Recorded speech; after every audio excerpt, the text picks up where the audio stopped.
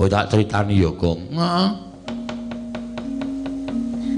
Aku bapakmu Manikmaya kuwi biyen sekondhok. Wedian. Apa ora suwek bokonge? Ndoke semono gedene. Gose to. Ndoke iki ya ndok lumrah. Wah, tak kira nek gedhe banget tenan. Mobrot-mobrot.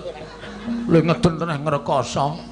Lah ndok mau kulite dadi aku, putihane disebut dadi bapakmu, kuninge dadi Manikmaya. Oh, terus mburimu kuwi teleke. Meneng lu ngrasa didelok. Rasa tok tanggapi ndak malah ora apik. Telek ya ora apa-apa wis ben.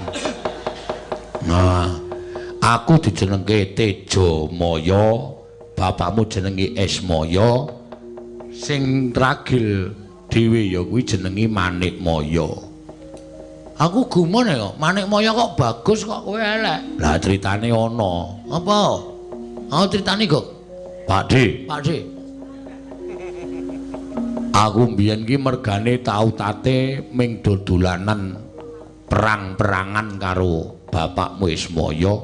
Kuwi didadekke jalaran Manikmaya wadul karo Bathara Tunggal bapakku. Wah. Bapakmu jenenge sapa, Kok? Bathara Sanghyang Tunggal. Eyangku. Oh. Dian aku jan turun dewa tenan. Ning kok kene.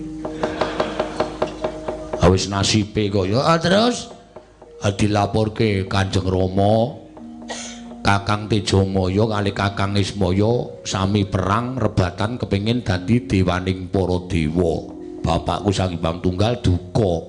Aku didukani. Kowe kena dadi dewaning para dewa. Nek Togok utawa Tejamaya iso nguntal gunung pagering jagat sisih kulon, Ismaya iso nguntal gunung pagering jagat sisih wetan.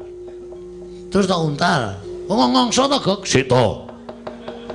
Aku sendika nalika semono cangkemku tak jembar-jembarke nganti suwek kaya ngene iki merga budidaya nguntal gunung.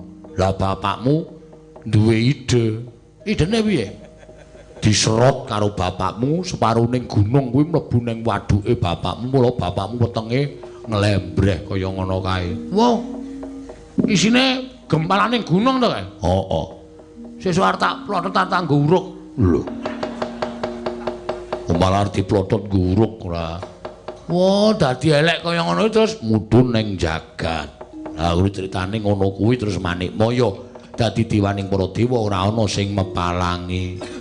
nah asline kowe ya wa. Lah aku tuwa dhewe kok. Wah, kowe mesti gleleng tenan nek dadi dewaning para dewa.